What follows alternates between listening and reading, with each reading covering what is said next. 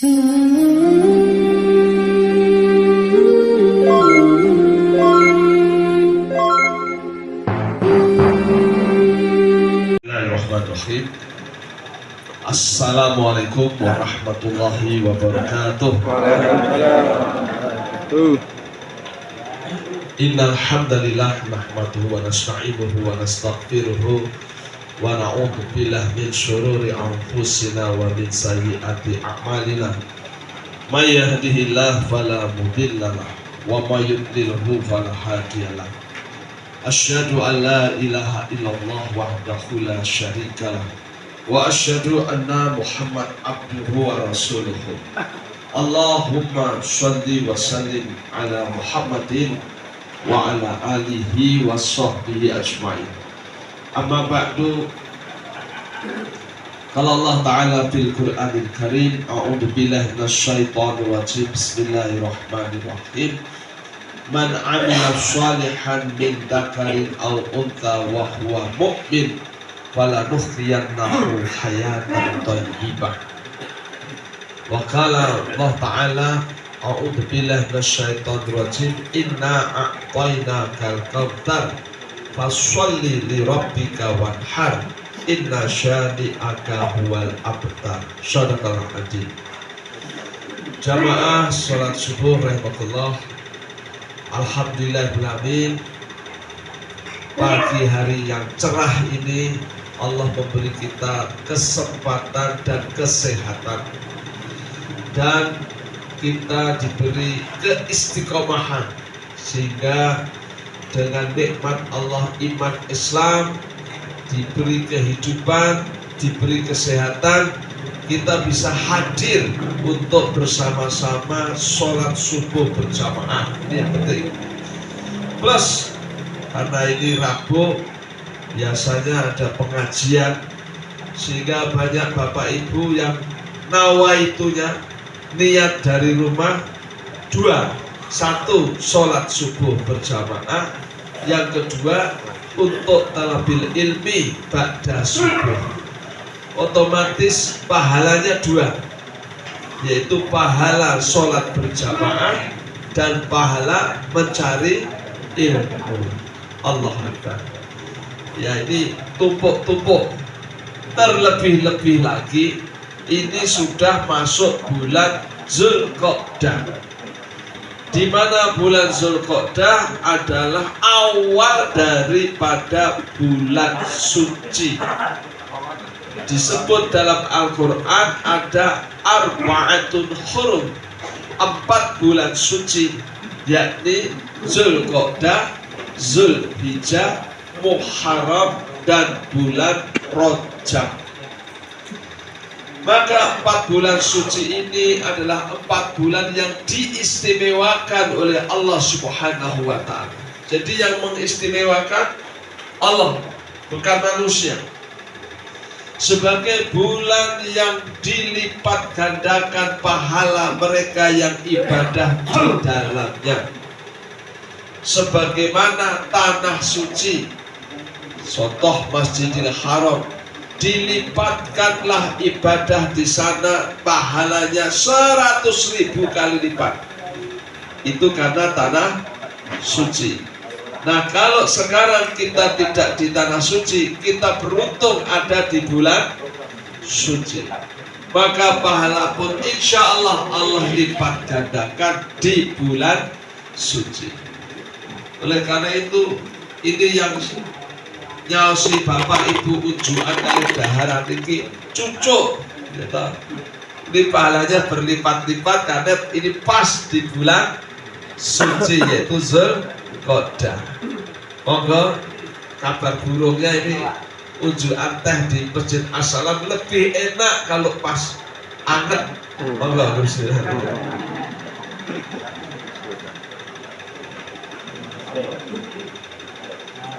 Alhamdulillah. Di samping ini bulan suci, sekarang ini bulan Zulqa'dah adalah salah satu daripada bulan haji. Bulan haji itu dimulai Syawal, Zulqa'dah, dan Zulhijjah. Maka bulan ini adalah 2 bulan istimewa berkumpul jadi satu. Zulqa'dah di samping bulan haji, Zulqa'dah juga sebagai bulan suci. Jelas ini adalah bulan ibadah yang istimewa. Maka beruntunglah orang yang memanfaatkan waktu-waktu ini untuk lebih takarub kepada Allah Subhanahu wa Ta'ala. Dan celakalah orang yang menjadikan bulan ini sebagai bulan kemaksiatan. Maka ibu-ibu, bapak, jangan-jangan nanti maksiat bulan ini dosanya juga nanti dilipat gandakan. Oleh karena itu, mari kita memanfaatkan bulan suci ini untuk lebih banyak melakukan ketaatan-ketaatan seperti sholat subuh pagi hari ini, dan pahalanya pun plus dengan pengajian. Karena memang kita lihatnya, saya mau subuhan di Masjid As-Salam sekaligus pengajian. Wah, luar biasa. Man salaka tariqan yaltamisu fihi ilmi sahalallahu lahu tariqan ilal jannah. Disabdakan oleh Nabi Sallallahu Alaihi Wasallam, siapa yang berjalan dalam satu perjalanan untuk mencari ilmu, maka dimudahkanlah baginya jalan menuju surga. Masya Allah. Jadi ini insya Allah yang bareng sapi rawuh ini adalah hamba-hamba Allah yang calon-calon ahli surga. Amin ya rabbal alamin. Ini yang ngendika Nabi, ada sing ngomong habis rasa digagas. Ya, karena yang punya kemenangan untuk mengatakan itu Rasulullah Shallallahu Alaihi Wasallam. Maka ini kita beruntung, ya. Thalabil ilmi, kita datang dari rumah Salaka itu berjalan dengan lurus, tegak, fokus. Satu tujuan, itu namanya salaka. Jadi orang cari ilmu itu berjalannya dengan apa ya, semangat, fokus, itu salaka. Tapi kalau jalannya itu santai sama kepalanya mengo kanan kiri, itu bukan salaka, itu tamasya. Ya, tamasya itu ya. Nah, kita nggak perlu terlalu serius-serius. Kalau salaka itu satu tujuan. Ya, tamisu itu artinya berpegang teguh. Jadi kita berjalan ini dengan teguh untuk mencari ilmu. Nah, mencari ilmu. Sahalallahu lahu tariqan ilal jannah, maka dimudahkan baginya jalan menuju surga. Insya Allah. Ya, insya Allah. Jadi kalau sudah dimudahkan oleh Allah itu, ya tentu saja ya akan lebih cepat untuk masuk surga. Ya, saya kali kasih ilustrasi itu, saya punya tetangga, bapaknya bilang, anakku lagi mulai mas saka Maluku, karena dia jadi PNS di Maluku. Saya bilang, berapa lama dia di sana? Wis 3 tahun lagi iki mulai. Wah, suwe saya bilang, wah perjalanannya kapalnya 450 kok.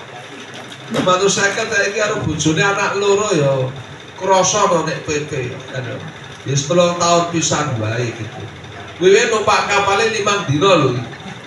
Wah, nek ya entuk kamar, entuk dahara, tur enek musolane. Dadi ya nek kapalnya gaweane ya mangan turu ngono kae kan. Karo salat itu. Jadi cara kaji no tamatuk, tangi mangan turu kan gitu ya. 5 dino ini kapal gitu. Saya tanya lah, kalau umpamanya orang numpak kapal ada nggak? Ada pesawat. Itu cuma 2 jam. Ane nek pesawat petang yutoy. Wong siji, wah ya tambah kroso. Wong 4 11 PP 32 entek no belanjane. Kan gitu ya. Masya Allah. Jadi Bapak Ibu, ternyata kapal 5 dino, pesawat roja. Itu nek duitnya akeh. Nek kita pengen nanti wus lebu swarga cepet, rasa nganggo duit sing akeh. Sregep datang di pengajian. Wah, itu insyaallah wus gitu ya. Nah, jadi kita dipercepat jalannya menuju surga. Maka kita datangi pengajian majelis taklim dimanapun, ya siapapun ustadznya, ya kemudian ya apa namanya itu organisasinya apapun dirungokke gitu aja. Karena kita ini kadang-kadang itu nek wis NU nek ra NU ra dirungokke. Gua garane kira-kirane wong Salafi sithik lho, wah iki Wahabi gitu ya. Nanti kalau wis melu Salafi nek ra Salafi ra dirungokke. Gua nek kira-kira nek wong NU sithik ngono wis bid'ah gitu ya. Nah inilah karena kurang sering ngaji. Ya, jadi kita akhirnya tidak terbawa pada waktu wawasan yang luas. Ngaji pada siapapun baik, ya kan? Yang penting Islam. Yastabi'u qauluhu fayattabi'una ahsanahu. Kamu dengarkan perkataan-perkataan, kamu ikuti yang terbaik. Ya karena memang masyarakat kita ini kalau sinau sukanya gitu, Pak. Jadi siji digondeli terus dan akhirnya itu dianggap kebenaran satu-satunya. Nah itu loh, dianggap kebenaran satu-satunya. Nah akhirnya itu ya tidak berkembang. Ya, jadi misalnya ini saya contohkan ada seorang ibu ya mulang anaknya karena matematikanya untuk 6 gitu, ya kaca-kacanya untuk 9. Wah, di rumah sih disinauni matematika terus. JSD TKI. 8/5 piro? Anaknya bingung. Piro? 28. 8/5 piye? Terus dihitung. Wah, anaknya ngantek menteleng tok gitu. Piro? Waduh. 8/5. Selawe 8/5. Beda tau. Terus anaknya 40 piye? Lho kok 40 piye? Bener terus ditulis banget. Kalau tulis kalau batin tujuannya ta'awur bener. Bener sih. Masya Allah, Pak, itu ya gak cuma ngomong gitu. Ketika kita bilang, Mbak, ya kowe mulang anakmu kok balak mengantek kaya ngono iki. Ya mesake otake mengkret to, mbok tak onek kaya ngono. Jawabnya malah, "Loh, aku iki jek mending pahami. Dhisik bapakku karo aku luwih keras meneh no." Wah, saupung no. Jadi ame sodok lunak iki. Jadi rupa-rupanya dia mentak-mentak galak itu turun bapaknya. Karena dia pikir pendidikan paling benar itu ya persis yang dia lihat, dia alami selama ini dengan bapaknya itu. Berarti sing galak bapaknya sing remuk putune. Ya kan begitu. Jadi itulah yang terjadi sehingga orang ini tidak melihat bahwa ada pendidikan yang lebih baik, yang lebih ramah, yang lebih santai, yang lebih happy, yang lebih nyaman, ya seperti yang dilakukan oleh yang lain. Misalnya Pak Joko ini ya gitu, rasa galak-galak anaknya pinter-pinter gitu. Nah, gitu. Jadi ini nggak dilihat karena dia hanya melihat satu saja, yaitu bapaknya. Itulah akhirnya nggak berkembang. Jadi saya dengar-dengar kayak sepak bola Indonesia lah, itu sepak bola Indonesia itu baru ASEAN aja dulu, ASEAN itu ora tau menang itu. Ketemu karo Malaysia be gitu ya, ketemu Thailand be gitu. Si ASEAN saja. Wes kalau kono mangane beli gingseng kene, beli banyu kendi ya wes diapiki. Kono mangane roti kene telo ya wes diganti roti. Jana ya wes diganti. Ya terus mungkin kurang gizi kayak susu wes. Wah mungkin kurang naturalisasi, celuk ke Gonzales, Irfan Nahdim, wes nganggo naturalisasi ya mbek terus kalah terus gitu. Dan akhirnya ya orang menangan gitu. Tapi kemarin ini pelatih ganti Shin Taeyong, ya dari Korea itu. Dia lihat ini Indonesia ini zaman mainnya ya wes sampai. Ya, apa sebabnya kok nggak pernah menang itu? Setelah dilihat itu ternyata kalau sudah babak kedua itu lemes. Ya lemes bro. Lemesnya sebabnya apa? Ora iso mlayu. Ora iso mlayu no ketekan napas. Apa sebabnya ketekan napas? Wis diombe susu, latihannya ya wis keras, standarnya sudah masuk kan gitu ya. Gizi ya sudah, istirahat ya sudah, rokok ya ora. Lah kok ora banter lah. Ini makanya dicari ini sebabnya ini apa ini? Ini Korea no 12 Melayu ngantek. Nah akhirnya ketemu Pak, ternyata ada yang rendah itu karena kebanyakan gorengan. Dalam wis. Iki sing marake ra iso mlayu iki ta. Mulai saiki ra entuk mangan gorengan gitu ya. Wah, barang entuk mangan gorengan langsung masuk 4 besar paling Asia gitu. Karo Korea entek 90 menit bahkan tambah perpanjangan 120 menit iso ngimbangi Melayu. Nah ini kalau kita ini pakai menambah wawasan, kita tahu gitu loh. Ternyata ada sisi yang kita selama ini tidak tahu gitu. Kalau Sintayong itu pemainnya mantek mangan gorengan wis dipecat langsung gitu. Ya, jadi kita lihat betapa adalah hasanah yang penting kita kembangkan. Ini orang itu dan terjadi seperti itu banyak orang belajar agama ya kuwi terus ya toh. Kita itu bal-balan ya kuwi mana ora ngerti ra berkembang kok ya dilakoni. Harusnya dicari sebabnya apa begitu. Dan ini bisa terjadi pada dunia yang lain gitu. Dokternya ya iso. Dadi apalan iki nek lara ngene kayak Panadol bisa gitu. Oh lara apa Panadol terus gitu. Padahal bisa jadi mestinya itu enggak cocok untuk yang lain. Ini gak apalan terus ngono kuwi. Kaya Covid ngono ya kuwi terus. Mati kaya pira ya obate iki terus gitu kan. Tidak mencoba untuk mencari yang lain. Inilah yang penting kita ketahui. Di dalam dunia apapun sering terjadi begitu. Dalam dunia yang lain-lain juga sama. Malah memperluas, menambah wawasan dengan membaca, dengan menambah hasanah itu penting. Ya, untuk supaya kita bisa melaksanakan fungsi kita sebagai hamba Allah yang melaksanakan kewajiban kita dalam dunia kehidupan sehari-hari dan dalam fungsi kita sebagai khalifatullah. Ya, ini harus kita tambahkan pengetahuan wawasan kita, membaca yang sebanyak-banyaknya, ngaji ke tempat yang seluas-luasnya. Ini penting. Ya, ini penting. Nah, seperti kita ketahui Bapak Ibu, saya contoh aja misalnya umroh. Ada orang itu datang ke Mekah hanya untuk umroh. Sampai pulang belum selesai. Maka terus pembimbingnya bilang, ya wes, berarti gue ini ra iso umroh, wis nasibmu. Di 30 juta hilang gitu ya. Karena sampai sana tidak selesai haidnya. Nah inilah satu contoh. Karena dia memahami bahwa orang haid tidak boleh tawaf. Memang benar orang haid tidak boleh tawaf. Tapi di dalam kondisi yang seperti itu, di mana dia terpaksa harus meninggalkan kota suci Mekah, itu ada fatwa darurat yang membolehkan untuk tetap melaksanakan ibadah umroh dengan tawaf dan sa'i meskipun dalam keadaan haid. Nah itu salah satu yang dipedomi oleh imam-imam atau oleh ulama Arab Saudi, dan itu pula yang difatwakan oleh Imam Hanafi. Nah, kebetulan saya kemarin juga pernah mendapatkan jamaah seperti itu. Pas berangkat di Mekah, pas datang bulan.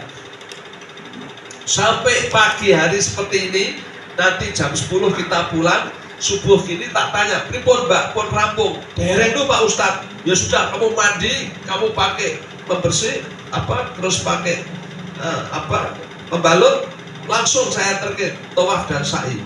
Liane tawaf pamitan pada dia tawaf umroh begitu. Ansar Pak, ansar. Ya, tidak ada masalah.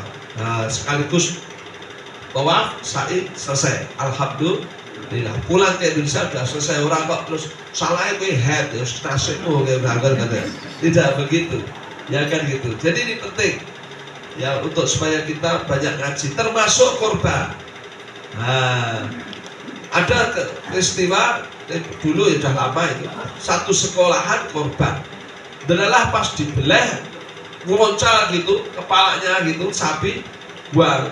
Ternyata belum sempurna di dalam penyembelihannya. Dicekelin meneh, dibelehnya sing kepidu. Nah, kemudian ada seorang yang katanya mubalek di situ. Loh, lah kok dibeleh kok ping pindho ora sah gitu. Nah terus wis entuk iki batang. Nah, akhirnya dipendem orang di dahar dagingnya. Wah ini termasuk konslet ini, ya gitu ya. Padahal di dalam Islam itu yang namanya tidak sah itu hanya kalau disembelih untuk berhala, itu saja. Caos dahar dumateng dayang-dayang itu. Tapi kalau Anda menyembelih sudah ser, tidak sempurna, dipindoni ya ora masalah, diteloni ya ora masalah. itu tidak menjadi persoalan. Yang penting disembelih Bismillahirrahmanirrahim. Ada lagi yang tanya, Pak, dek mau Bismillah lali. Nah, panitia anyaran kan beleh gitu ya. Saking tegangnya ngurusi gurunya sebelah ngendi kayak gitu. Begitu saya lu kan mau Bismillah lah, badali lali aku gitu. Malah lali pripun Pak? Ndak apa-apa. Ya lali nggak apa-apa. Ya Allah itu memaafkan yang lali. Yang penting itu dibeleh untuk Allah, bukan dibeleh untuk reco. Nah ini supaya kita paham gitu. Ya ini gitu ya. Malah Bapak Ibu andai kata jokone kok dibeleh kok lagi mau ketoke urate kurang pedot siji lah ini rasa enggak masalah kok urat kurang pedot siji ya. Di dalam ilmu fikih itu yang penting dialirkan darah. Nah, sehingga dicontohkan misalnya unta harus dibeleh, pas mau disembelih dia bedah lari.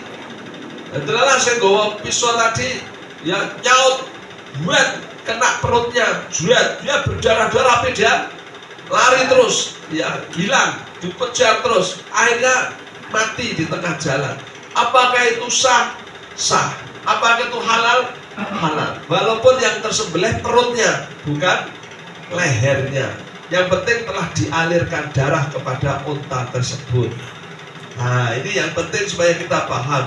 Nek yo nek darurat nek ora yo dipaske ser dadi sempurna ora kaya peteng tok ae yo jangan begitu, itu kalau darurat.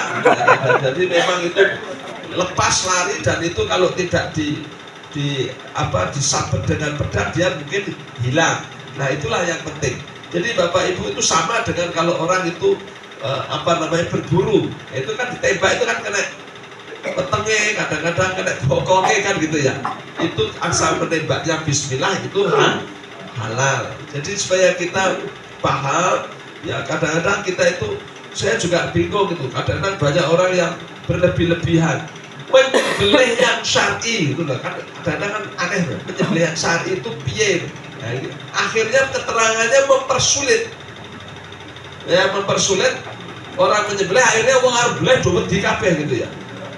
Karena begini nek orang syar'i tak usah, padahal beleh gitu agar pas guru lah ya sendiri dibeleh. Kok menyembelih kok yang syar'i ya maksudnya kalau pisaunya yang tajam itu ya oke lah ya.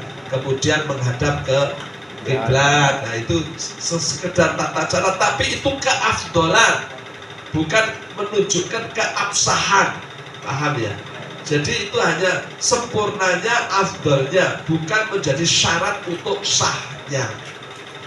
Nah, ini penting supaya kita kaji seperti ini, karena sebentar lagi kita mau Idul Adha. Tadi Pak Joko sudah mengumumkan dapat 11 sapi.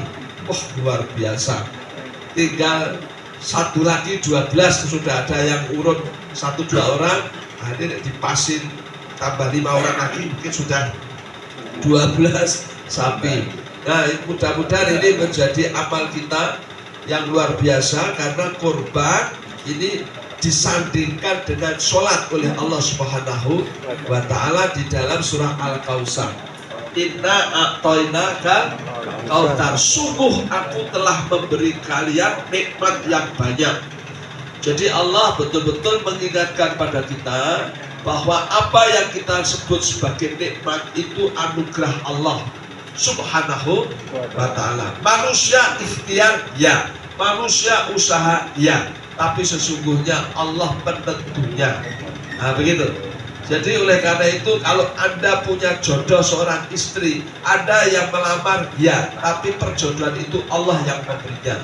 Anda punya jabatan ya, tapi sesungguhnya jabatan itu Allah yang memberi. Kan Anda kerja di pasar, di kantor, di sawah ya, tapi sungguhnya rezeki itu Allah yang memberi. Nahnu narzuqukum wa iyyahum. Intinya semua yang kita peroleh ya, kita usaha, kita sehat, itu Allah yang kasih, yang beri. Kita panjang umur, ini Allah yang memberi. Jadi semua itu Allah kasih.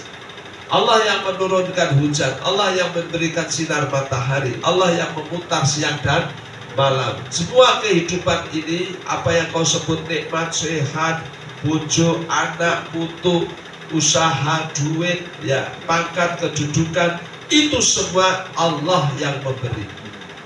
Inna a'tainakal kautsar. Saking banyaknya sampai Allah firmankan wa in ta'uddu nikmatallah la tusuha. Jika kalian hendak membilang jumlah daripada nikmat yang sudah Allah berikan, niscaya kalian tak akan sanggup untuk membilangnya. Kowe ngitung ora iso. Blas, ya. Apalagi tarikan nafas kita, ini nikmat dari Allah Subhanahu wa taala. Betul ya? Wes nek lagi napas penak lali, padahal nek lagi pengki, waduh, masya Allah, napas penak ibu ayu penak tenan, kan begitu ya? Itulah, jangankan kok napas enak Bapak Ibu. Kemarin itu ada tetangga saya, Pak Ami dulu sampai pernah toh kuku kakimu itu tembus. Wah, iki piye Pak iki? Wah, kukune copotin tukul tembus pinggir meneh, wah, ngger ketek sendal loro biyangan. Nah ya toh, masya Allah, saya kalau wong lagi loro kuku kakinya itu tembus ke daging sebelah itu wis reso nganggo sepatu ya toh. Agar kesenggol kacane jerit-jerit, wah penake duwe kuku sing ora tembus. Nah gitu. Nek sing kukune apik-apik ini ada orang gagas dia. Dia ada gagas. Dulu saya pernah begitu. Itu tahun 96 itu. Sampai sama sekali itu setahun lebih itu. Tak copot ngono meneh, tak copot ngono meneh sampai 7 kali, Pak. Jadi saya tuh nek salah tuh kabeh do delok sujudan. Saya tuh delok kukune kanca-kancamu, insyaallah gitu.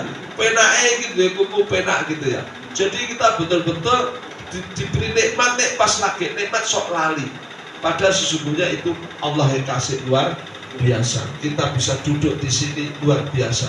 Nah, syukurilah nikmat itu, syukurilah ya, bukan kepada yang lain tapi kepada Allah. Bagaimana cara mensyukuri nikmat? Fasholli li rabbika wanhar. Cara mensyukurinya adalah dua, satu dengan sholat, yang kedua dengan berkorban. Itu sehingga sholat itu adalah wujud syukur. Oleh karenanya batasan antara syukur dan kufur itu adalah sholat. Dan insya Allah orang yang berkorban itu adalah tergolong orang yang bersyukur. Orang yang diberi kemampuan tapi tidak mau korban itu kufur. Ya, kufur. Jangan dicet ning iman-iman iki ora teko iki. Ya, itu kufur. Harus semangat.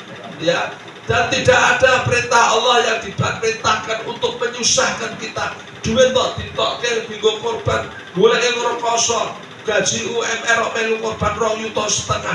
Oh muslimin Allah, kita tidak akan jadi miskin karena kita melaksanakan perintah Allah. Kita tidak akan sengsara karena kita mengerjakan apa yang diperintahkan. Man amila shalihan min dzakarin aw unta wa huwa mu'min falanuhyiyannahu hayatan thayyibah. Siapapun yang beramal saleh, melaksanakan perintah Allah, meninggalkan larangannya, dan dia lakukan itu karena imannya, baik laki-laki maupun perempuan, Allah tidak membedakan. Sholatnya laki-laki, sholatnya perempuan, korbannya laki-laki, korbannya perempuan, puasanya laki-laki, puasanya perempuan. Kalau kamu lakukan karena imanmu, falanuhyiyannahu hayatan thayyibah, maka sungguh kamu aku beri kehidupan yang baik. Justru kalau kita itu ngesto akan daripun Allah, kita dikasih oleh Allah hidup yang sejahtera, hidup yang bahagia, hidup yang tentram. Itu di dunia juga di akhirat. Jadi perintah ini bukan sekedar untuk di surga. Ya wes, kita laksanakan perintah Allah. Kita berakit-rakit ke hulu, berenang-renang ke tepian katanya. Apa maksudnya? Ya sing donya rekoso dhisik, soben ning akhirat bersenang-senang. Oh keliru. Melaksanakan perintah Islam tidak ada kata-kata berakit-rakit ke hulu. Tidak ada. Langsung berenang-renang ke tepian, ya. Karena semua perintah Allah itu kalau kita esokkan di dunia ini, kamu bahagia di dunia, kamu bahagia di akhirat. Lagunya adalah lagu pramuka. Di sini senang, di sana senang, di mana-mana hatiku senang. Ah itu, ya jadi nggak ada Ada saiki dadi wong Islam rekoso sik ra apa-apa, sok ben mlebu swarga. Jadi orang Islam itu ora rekoso sik, ora seneng di dunia, seneng di akhirat. Tidak rekoso sik. Ini semuanya kita paham. Jadi seolah-olah kalau kita Islam itu ning donya dadi wong Islam yang gini Mas rekoso sik. Enggak, dadi wong Islam ini lho Mas, penak donya penak. Sing bener gitu. Ya. Nah, maka coba lihat orang yang datang ke masjid, orang yang puasa, betul nggak? Orang yang haji, bahagianya luar biasa. Penak loro-loro deh. Sholatnya ya nyenengke, kumpul kanca-kanca ya seneng, pengajian ya seneng, mati ya seneng, ketemu Gusti Allah tamso ya seneng. Nah, ini kalau kita ngestorke dawuhipun Allah Subhanahu wa taala. Dan sebaliknya, meninggalkan maksiat itu bukan kok kita menjadi menderita, tidak. Ya bahagia itu mangan iwak babi, bahagia itu ngombe ciu, bahagia itu zina, bahagia itu molimo. Tidak. Apa yang Allah larang justru kamu sengsara.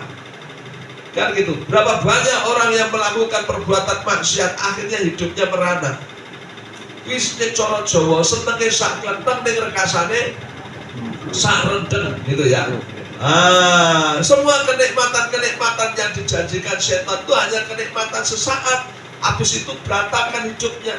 Anda lihat bagaimana pola hidup orang-orang yang maksiat. Cilaka. Ya, cilaka, sengsara hidupnya. Maka oleh karena itu Allah itu kalau memerintahkan sesuatu, melarang sesuatu, samina wa ta'na. Karena tidak ada perintah dan larangan Allah yang bikin rekoso manusia. Ma anzalnakum alaikul Qur'an litashqa. Perintah dan larangan Allah di dalam Al-Quran itu bukan membuat kamu susah, bukan, tapi justru untuk menjadikan kamu bahagia. Bapak Ibu, jangankan Allah, kita saja orang tua, kita sering memerintahkan anak kita, ayo le sinau, ayo le turu, ayo le sekolah, ayo le, kata enggak? Istirahat, ojo tulan pengi-pengi dan sebagainya. Kenapa Anda menyuruh ini, menyuruh itu? Kenapa orang tua melarang ini, melarang itu? Demi apa? Demi ngerekasake anak apa demi membahagiakan anak? Membahagiakan anak. Kita orang tua sayang sama anak kita, maka perintah itu pun untuk kebaikannya. Kita cinta pada anak kita, maka perintah dan larangan itu pun demi keselamatan dan kesuksesan dia nantinya. Jadi apa yang kita lakukan ini sebetulnya adalah demi kebaikan anak-anak kita. Sebesar-besar cintanya orang tua kepada anaknya, lebih besar cintanya Allah kepada hambanya. Oleh karena itu tidak satu pun perintah Allah atau larangannya kecuali untuk kebaikan dan kebahagiaan hamba-hambanya. Sebuah kebodohan itu ketika Allah melarang kita nerjam, berarti kita mensengsarakan diri kita sendiri. Sebuah kebodohan ketika Allah merintahkan sesuatu kita menolak untuk mengerjakan, karena itu berarti mensengsarakan diri kita sendiri. Tanda sebuah kecerdasan adalah kita melaksanakan kebaikan yang diperintahkan Allah Subhanahu wa ta'ala. Begitu. Maka sering saya sampaikan, kalau orang itu sudah pintar, itu pasti dia melakukan perintah Tuhannya. Kalau sudah pintar, dia melakukan kebaikan-kebaikan. Maka orang yang pintar itu mesti baik. Setuju nggak? Halo? Ya. Ada nggak orang yang pintar tapi tidak baik? Tidak ada. Bapak itu sudah pinter S2, S3 kok masih korupsi, berarti belum pinter. Ya, lo kan sudah pinter belum? Nah itu S2, S3 itu Pak, itu kata Rocky Gerung, tanda dia pernah sekolah. Tapi tidak semua orang sekolah itu pinter. Bagaimana orang pintar melakukan perbuatan yang mencelakakan dirinya? Hanya orang bodoh yang melakukan perbuatan yang mencelakakan dirinya. Kalau orang pintar itu pasti melakukan sesuatu yang membuat dia selamat, yang membuat dia bahagia. Betul nggak? Apakah koruptor-koruptor itu pekok kan?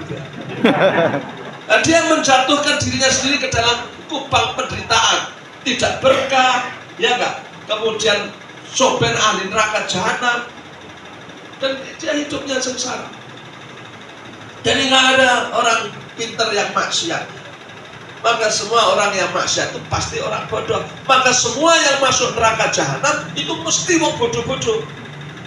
Dan semua yang masuk surga itu mesti orang sing pintar.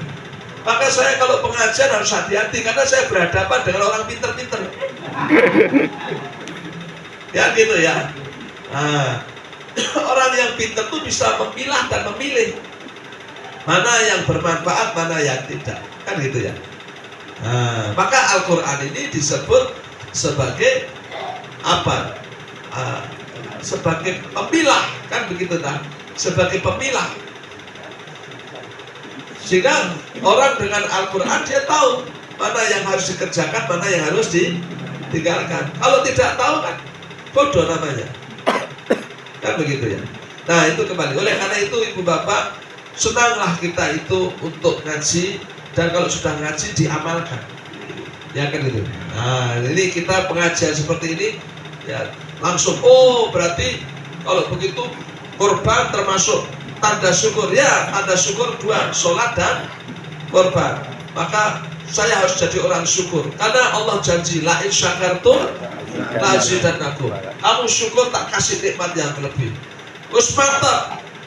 Oh, ora nggo iman-iman piye yo. Roh yuto setengah ini gajiku sesasi, nek kata sing UMR gitu ya. Gajiku sesasi, bang Samui. Tidak usah, ya nggak usah khawatir. Ya tidak ada orang yang mengerjakan perintah Allah kok menjadi sengsara, menjadi miskin, menderita. Tidak ada, tidak ada. Ya termasuk orang yang punya biaya untuk haji. Wah saya ini haji nek produk ini 500 juta misalnya. Larangi iman-iman, gak ada iman-iman. Kalau memang itu harganya bismillah bayar nek didit. Kan begitu Pak. Karena apa? Dibandingkan dengan ampunan yang Anda terima, pahala yang dilipat gandakan dan jaminan surga yang dijaminkan Allah. Wah, cucuk, betul kan? Cucuk. Apalagi korban. Sampai-sampai ini. Bilal bin Rabah, muazzin Rasulullah SAW, itu miskin, dia pengen tuku wedhus, ora iso tuku wedhus. Lah Dedin, saking pengennya akhirnya Bilal Idul Adha, dia beleh pitik. Itu, saya tidak peduli pokoknya aku belehku pitik, yang penting saya mengalirkan darah. Itu kata Bilal. Bismillahirrahmanirrahim, Bismillah, Allah Akbar, sing dibeleh pitik. Nek kuwi Bilal tok wae.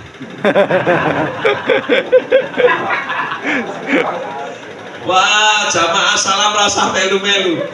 Ya. Dan kalau tanya para alim ulama, 4 mazhab Syafi'i, Hambali, Hanafi, Maliki tidak ada yang menyarankan beleh pitik, enggak ada. Tapi kalau ditanya, Pak, apakah benar Bilal korbannya pitik? Saya jawab benar. Gitu loh. Ya. Ini karena Bilal itu saking pengennya korban yang ratau duit, saking pengennya sampai begitunya, gitu. Ini enek jamaah kene aku Bilal itu piye sahabatnya Nabi yuk. Apa sok salah ya nek mone ra dianggap Gusti Allah ya minimal sedekah. Sesuk aku beleh pitik ya ora monggo ora apa-apa nek ngono kata. Aku pokoke Bilal tentu Pak Joko ya. Nanti itu panitia korban itu nanti nek panitiane nyacah-nyacah daging dari soto kangge korban pitik kula nggih apa enggak lah gitu. Silakan. Nanti bange kok do daging kabeh do bosen soto ayam gitu to. Aku sing pitik aku beleh pitik loro ndak ada masamu. Nah kita 200.000 kanggo panitia. Pokoke tak beleh bar susuk. Ya to bar idul korban terus beleh pitik. Nek apike beleh ning omah wae aja ning masjidku tak sak masjid geger gitu. Oke, korbanmu apa? Niki nek sapi 12 wedhus 4 pitik loro. Wah lah, Pak Kasul dikira Pak Hafiz yang ngangkon lah gitu ya. Saya tidak menyarankan, saya hanya memberitahu. Ya memberitahu ada yang pernah korban ayam siapa? Bilal. Gitu loh. Kenapa kok Bilal kok korbannya ayam? Karena dia pengen korban. Lah kok sahabat liane ra ngeleke, lah sing mari ngeleke Bilal itu sapa? Ya kan gitu ya. Beliau adalah orang yang sangat mencintai Rasulullah dan dicintai oleh Rasulullah SAW. Dia sahabat yang luar biasa mulianya. Ya sudah, Barangkali mudah-mudahan ya itu berlaku hukum ittaqullaha mastata'tum. Bertakwalah kamu kepada Allah sak mampumu. Tapi kalau kita kembali kepada ittiba Nabi sallallahu alaihi wasallam, beliau tidak pernah menyembelih kucing. Beliau hanya menyembelih unta, sapi dan kambing. Begitu ya. Nah ini, jadi kaum muslimin rahimahullah, pentingnya kita ini untuk memiliki semangat. Bila sing ra duwe wing atek royo-royo pitik-pitik dibelah. Lah awake dhewe sing mampu kok malah leda-lede malas aras-aras jangan bagi yang mampu. Tapi kalaupun tidak mampu, tidak usah berkecil hati. Karena Rasulullah Muhammad SAW tatkala menyembelih kambingnya, kibasnya, beliau mengatakan, ya Allah ini dari Muhammad dan keluarganya dan umatku. Nah gitu ya. Jadi insya Allah saya durung korban wis dikorbani Rasulullah Sallallahu Alaihi Wasallam. Saking cintanya Rasulullah kepada kita, sing durung korban tak korbani. Masya Allah. Nah kemarin juga ada tanya, Pak, kalau korban itu kalau saya beli apakah istri-istri saya, anak saya semuanya dapat? Ya cucu dapat semuanya. Ya maka disebutlah korban itu dan keluarga. Nah, keluarga Pak Habib, ya apa atau keluarga Habib dan keluarga. Nanti orang kok sing lanang dhewe, sing wedok dhewe iki korbane anakku sik iki siji-siji kan, tapi satu untuk satu keluarga. Nah, nek sapi berarti satu untuk 7 keluarga. Nah, ya itu penting. Nah, ada lagi ini persoalan fikih, Pak. Ya. Kalau ada misalnya itu orang jualan soto ditawari iki ini boleh sapi itu uangnya kurang siji, urunannya 2,5 juta. Wah, wis korban kok genepono 2,5 juta. Ini weh, aku genepin niatku ora korban. Lah apa? Tanggo dodol soto. Piye itu ora? Nah, nanti aku yo melu genepi pitu, nek kok sing jatahku mau piro? Nek wong siji jatah untuk daging misalnya berapa? Misalnya 15 kilo. Nah, misalnya nilai dagingnya 15 kilo per orang, misalnya kan 100 kilo per sapi. Nek dibagi itu kan berarti taruhlah 15 kilo. Ya aku 15 kilo tak jaluk kabeh, jadi aku mau nek dikei 3 kilo 15 tak jaluk kabeh, aku tanggo dodol soto kok masalahnya gitu ya. Nah itu gimana Pak? Boleh. Jadi yang 6 niatnya korban, yang 1 niatnya dodol soto, itu boleh ya. Nah misalnya di dalam haji, yang 5 niat yang bayar dam, yang 2 niatnya korban, itu boleh ya. Paham ya? Kalau haji, saya mau bayar dam, saya nggak dam, saya maunya korban. Boleh nggak? Boleh. Ya gitu ya. Jadi digabung dengan niat yang berbeda itu nggak masalah. Sama dengan sholat. Dengan sholat, ya pada saat isya sholat sunnah. Ada orang datang, sholatnya apa? Wajib, karena dia belum sholat isya. Boleh nggak makmum sama yang sholat sunnah? Boleh. Yang imam sholat sunnah, yang makmum sholat wajib. Kan itu. Jadi niat kita tidak rusak karena niatnya orang lain. Sepenting diniati podo-podo ibadah kepada Allah. Nanti nek sampean lagi barisa sholat sunnah dijawil kok aku sunnah ngawur nih kerja. Rasa ngandani, santai saja ya. Nah, jadi tidak masalah. Gitu. Aku sejarah di pojokan lho. Jadi dijawil bae gitu. Marake aku ra khusuk. Lah usah sunnah kok dimaklumi gitu ya. Enggak apa-apa ya kan. Karena niat berbeda itu enggak apa-apa. Nah, baik, yang penting sama-sama lillahi ta'ala. Itu yang penting. Nah, Bapak Ibu, kembali kepada korban. Korban itu artinya dekat. Dari kata qurb itu dekat, dapat akhiran an yang artinya sempurna. Jadi kurban adalah mendekatkan diri kepada Allah dengan kedekatan yang sempurna. Sehingga disebut oleh Nabi Sallallahu Alaihi Wasallam di hari raya Idul Kurban, orang yang paling dekat dengan Allah hanya mereka yang berkorban. Ya, dampaknya apa? Wah, kalau sudah dekat itu ya ini korib uji budak pada dai ida daani nek aku wis cedak tak kabulke apa sing dari panjalukmu. Oh gitu kan. Jangankan kok cedak karo siapa Allah ya. Saya itu dekat dengan wali kota Solo. Adalah istri saya mau haji. Kan saya sudah haji berkali-kali. Nah istri saya tak daftar ke haji dirian. Pas arep mangkat itu wedi loh. Aku wedi dirian. Oh kancane akeh saya bilang. Wah kancane yo ora iso aku dicilan didet gitu toh. Perkara aku nek umpamane iso daftar kuwi ora mungkin taune padha beda. Yo jadi petugas kota no. Ora pinter to bocah iki ya. Wes akhirnya saya nemoni wali kota Solo. Pak, ya iki aku arep ngancani bojoku piye? Nek aku dadekke petugas haji daerah Kota Surakarta. Kapan? Ya saiki. Ya wis mangkat to. Lho, lak penak to, Bu. Ini karena bolong. Padahal dhek dicek nyalon ora tak pilih, ini tetep bolong.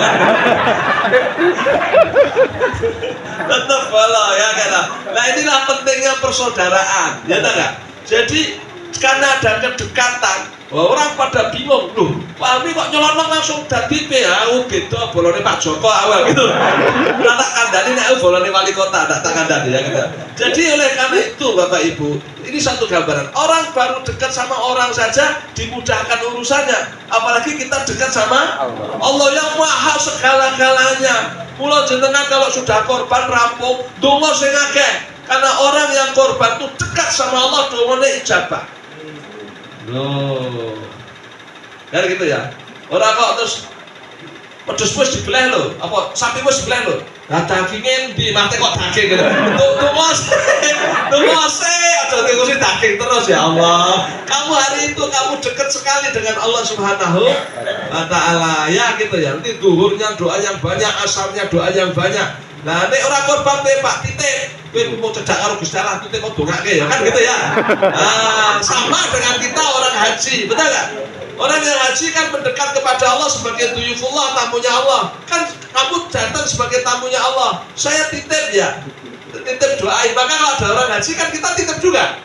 Nah, jadi di hari raya Idul Kurban itu yang dekat sama Allah dua. Satu yang haji, dua yang kurban. Ya gini Rabolo rata kandani lagi. Ya kan gitu ya, gitu ya. Karena ini banyak yang lengah, lupa dikira yang dekat sama Allah itu yang haji dong. Yang kurban juga dekat.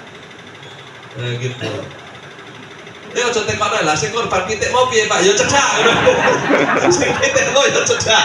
Ya gitu ya. Ya enggak salah ya gitu. Jadi intinya begitulah orang yang berkorban ya dia menjadi sangat dekat dengan Allah Subhanahu wa taala. Nah, itu maka ibu-ibu, Bapak, mari kita antusias untuk berkorban. Bagi yang belum bisa berkorban, nanti pitiknya ya ora iso, ya dadi panitia gitu aja lah. Insya Allah pahalanya dicatat sebagai orang seperti orang yang korban. Insya Allah. Nih yo sing ikhlas. Orang kok panitia kok nyolongi daging, baik Masya Allah. Nih kena salam renek ngono-ngono renek. Wah, wis cilaka. Panitia iki kudune korban tenaga malah nenekke daging. Itu ada Pak. Waduh, Masya Allah. Nah, tak TKI tempat saya itu panitia. Panitia apa Mas? Nggih, panitia apa? Kula panitia bagian kulit kalih das. Loh kok panitia das? Oh, ben dase ilang kok, Pak. Peduse tak saya pintu dase gerek papat kok. Bacaan kok, Pak. Pak perang aku to. Terus yo sik kene das pedus ilang kok yo aja dicritake wong ngendi-ngendi. Nek sing ora Islam kan isin, Mas. Lah piye panitia nyolong gas wis pasah kok. Anggap bae wedhus sing telu teko nang gas ngono. Jenenge ya wong akeh ya Allah gitu. Wis Masya Allah, tekone ya semangat golatin assalamualaikum gitu. Buake dodone kebak daging aja. Kalau tekan rumah kalau kaosnya dibuka sutak daging tok.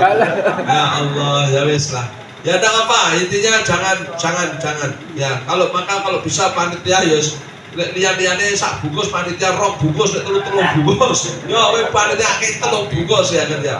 Ya supaya semangat gembira bahwa ini bersama-sama ya, karena Allah tidak membakas daging, Allah tidak bakas darah. La yanallahu luhumuha wala dima'uha walakin yanaluhu taqwa minkum. Allah tidak butuh daging, tidak butuh darah. Jadi ora perlu caos dahar di badan Gusti Allah. Allah ora kaya reca gadak dicaosi dahar. Ya Allah itu hanya butuh kamu takwa. Kamu tak perintah, kamu sami'na wa ata'na. Sudah itu yang penting bagi Allah Subhanahu wa taala. Dengan menyembelih binatang korban dan ketakwaan kita yang belum bisa korban jadi panitia korban, insya Allah nilainya luar biasa. Mari kita fastabiqul khairat, berlomba-lomba untuk berbuat baik. Ini bulan Zulqa'dah, bulan depan bulan Zulhijjah, yang kita bersama-sama untuk banyak beramal soleh, bisa jadi panitia korban, bisa memperbaiki kualitas ibadah kita, sholat wajib, sholat sunnah, tambah puasa sunnah, kan gitu ya. Banyak-banyak istighfar, dan kemudian dengan itu semua sedekah kita perbanyak. Mudah-mudahan ini menjadi amal yang berlipat ganda yang Allah berikan pada kita di bulan suci ini, sekaligus Allah berkenan mengampuni dosa kita sehingga kita digolongkan sebagai hamba-hambanya takwa yang dimuliakan baik di dunia, dimuliakan pula nanti baik di akhirat, insya Allah. Barangkali ini yang bisa kita sampaikan karena waktunya. Semoga barokah untuk kita semuanya. Kurang lebihnya mohon maaf. Rabbana atina fid dunya hasanah wa fil akhirati hasanah wa qina adzabannar. Subhana rabbika rabbil izzati amma yasifun. Wassalamun alal mursalin walhamdulillahi rabbil alamin. Wabillahi taufiq wal hidayah. Assalamualaikum warahmatullahi wabarakatuh. Waalaikumsalam warahmatullahi wabarakatuh.